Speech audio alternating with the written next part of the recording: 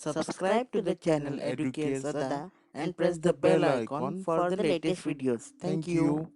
Good morning, guys. Yesterday we are studying political section, second chapter, foreign policy. So, yesterday we have got a few points. What is the meaning of foreign policy, national policy, and importance of the foreign policies के बारे में देखा था। तो आज factor influencing foreign policies के बारे में देखते हैं। Foreign policy decides what kind of relations to have with which country in the international system, but several factors affect foreign policy while it is being decided. So foreign policy ये decide करता है कि किस देश के साथ हम उनको काम करना चाहिए और कौन से रूल्स और रेगुलेशन किस देश को देना चाहिए। ये सारा सिस्टम जो है ये फॉरेन पॉलिसी इंटरनेशनल सिस्टम देखता है। सो उसमें पहला डिसाइडेड पॉइंट है geographical location. You must have seen the globe or map of the world. You can see the geographical location of any nation from that. Some countries are far away from other countries, while there are several neighboring countries around some countries. Some nations have a long coastline, while some have plenty of mineral wealth. In some of the size, population, topography, coastline, availability of natural resource, all these factors need to be considered while deciding the foreign policy of any country.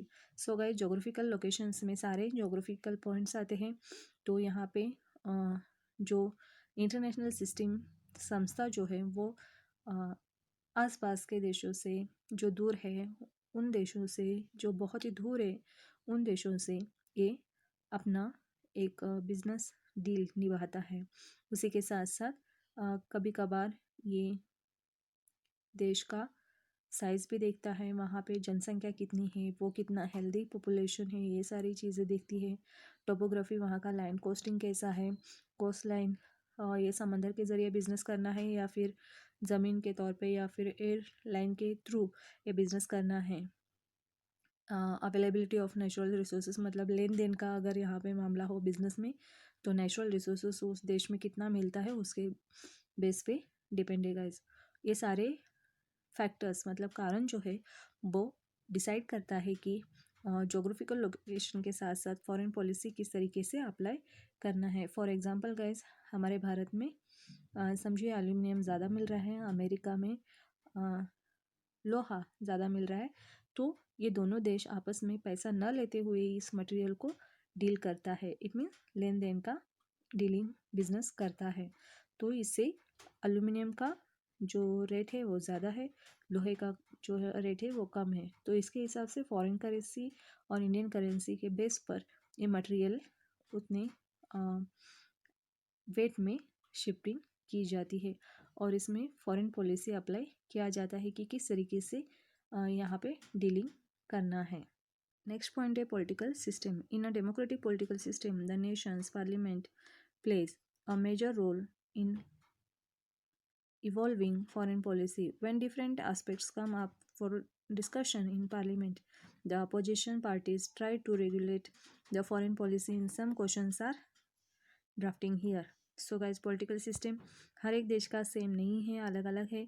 तो पहले देश की permission लेनी पड़ती है कि हम विदेशों के साथ बिजनेस करें या ना करें। उसी के बेस पे ये डील होते हैं, बिजनेस के कामकाज होते हैं, जो रूल्स और फॉलो करना है कि नहीं करना है ये सारा उस देश का गवर्नमेंट डिसाइड करता है गाइज। उसी के साथ बड़े बड़े कंपनीज को परमिशन, इट मीन्स लाइसेंस देना पॉलिटिकल पार्टीज़ का काम है, गवर्नमेंट कॉरपोरेशन का काम है। उसी के साथ साथ federal political systems have to take into account the inclinations of the constituent states while shaping foreign policy, because the affairs in neighboring nations affect constituent states. For example, event in Sri Lanka may affect Tamil Nadu, and those in Bangladesh may affect West Bengal and the Northeast Indian states. So guys, यहाँ पे federal political system it means freely जो राजकीय system है वो ये देखता है कि डिस्टेंस कितना है, मटेरियल कितना है, कितना फ़ायदा होगा, कितना नुकसान होगा अगर फार अवे है बिजनेस डीलिंग, तो उसके लिए सिर्फ ट्रैवलिंग चार्ज ज़्यादा होता है। अगर डिस्टेंस कम है तो वहाँ पे ट्रैवलिंग का खर्चा कम होता है, और मटेरियल का जो भी रेटिंग है वो कंट्रोल में रहता है और उसमें फ़ायदा भी होता है। तो यहाँ पे एक श्रीलंका का एग्जाम्पल दिया है। अगर श्रीलंका के साथ हम लोग डीलिंग करेंगे या श्रीलंका हमारे साथ डील करता है तो वो चीज़ जो है तमिलनाडु, बांग्लादेश और वेस्ट बंगाल को यूज़फुल होता है guys. The persons holding these positions try to maintain the continuity in foreign policy and improve upon it. For example, Pandit Jawaharlal Nehru contributed the policy of non-alignment to India's foreign policy. Prime Minister Atal Bihari Vajpayee contributed a great deal to improving Sino-Indian relations. So guys इसमें ये पंडित जवाहरलाल नेहरू जी ने यहाँ पे शुरुआत किया था foreign policy में। It means जो सही है गलत है वो सारी चीज़ें यहाँ पे डिसीजन लिया जाता है, और फॉरेन कंट्रीज़ के साथ किस तरीके से हमें डीलिंग करना है वो सारी चीज़ जो है पंडित जवाहरलाल नेहरू ने उस टाइम पे उस एक यूनिवर्सल सिस्टम में दिया गया था। और उसी के साथ साथ इंडिया इसमें ऐड हो गया। उसके बाद धीरे धीरे प्राइम मिनिस्टर अटल बिहारी वाजपेयी जब भी थे उनका भी इसमें एक बहुत बड़ा हाथ है गाइस। तो ये भी अपने एक काम में बहुत तेज़ी से यहाँ पे डेवलपमेंट के लिए हेल्पफुल किया गया है। जल्दी जल्दी डिसीजन लेके हमारे इंडियन इकोनॉमिक सिस्टम को डेवलप होने में हेल्प की है। फिफ्थ वन है guys administrative factors. Ministry of external affairs, foreign secrets, embassies in different countries, diplomatic officers etc. are the administrative factors involved in creating foreign policy. तो administrative factor ये भी एक foreign policy का एक system है, ये एक रूल्स है। जिस देश में जो भी सीक्रेट्स है या फिर बहुत ही वीआईपीज है या फिर ऑफिसर्स है या फिर उस देश में जो भी सीक्रेट्स छुपा के रखने लायक है वो सारी चीज़ें ये फॉरेन पॉलिसी में एक रूल्स बनाया गया है कि कोई भी इस इशू को दूसरों को लीक नहीं किया जा सकता है। और ये सारी चीज़ें जो है पूरे यूनिवर्स के, इट मीन्स पूरे पृथ्वी के जितने भी कंट्रीज़ है वहाँ के मिनिस्टर्स मिलकर इसका एक डिसीजन लेते हैं, और कोई भी एक दूसरे का जो सीक्रेट्स है वो एक्सपोज नहीं करते हैं। The administrative officers collect information needed to shape the foreign policy, analyze it, and give appropriate advice based on it. The National Security Advisor also complete this task. So यहाँ पे कोई कोई advisers भी होते हैं।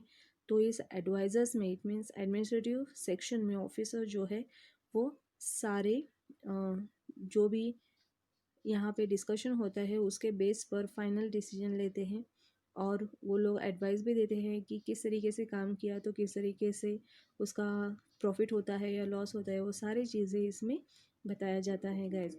तो ये सारे पॉइंट्स जो हैं वो फॉरेन पॉलिसी की है, और ये इसके वजह से हमें ये फॉरेन पॉलिसी फॉलो करना बहुत ज़रूरी है, क्योंकि हमारे देश को डेवलप करना है तो ये फॉरेन पॉलिसीज़ को फॉलो करना भी इम्पोर्टेंट माना गया है। Okay, good afternoon, students. So we are continuing the foreign policy points. These are first one geographical location. I have to explain political system. I have to explain, and third point is economy. In modern times, the economic conditions of any countries has acquired great importance in deciding foreign policy. As a result, the economy impact foreign policy into ways. तो India में it means national foreign policy में किस तरीके से हर एक देश अपना अपना काम करता है वो देखते हैं, और ये मेनली फॉरेन पॉलिसी जो है इकोनॉमिकल कंडीशन से जुड़ा हुआ है गाइस। सो ये टू वे से काम करता है। तो देखते हैं फर्स्ट वन कौन सा पॉइंट है। First one, foreign policy is shaped by the need to establish economic relations with other countries, import export, participations in world trade, all aimed at strengthening the economic of the country. So guys मैंने last time ही बताया था foreign policy के बारे में कि ये foreign policy के रूल्स जो है वो बिज़नेस के लिए बहुत ही डीलिंग होता है, बहुत फ़ायदेमंद होता है, और उसी तरीके से फॉरेन पॉलिसी यहाँ पे विदेशों में हमें बिज़नेस करने के लिए हेल्पफुल रहता है। Second one, In today's world, the issues of economic security are as important as national security. A country is recognized to be powerful in proportion to the economic security is enjoys. Countries having a strong economic are less dependent on others, and they can have an independent foreign policy as well.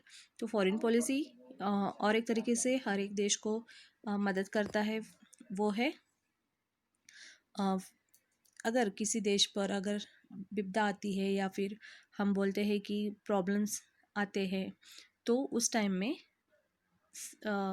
जो ये global system जो है, universal system जो है foreign policy का, वो जो खतरे में है देश उसको एज ए एक सिक्योरिटी फोर्स देता है और उनको हेल्प करता है गाइज।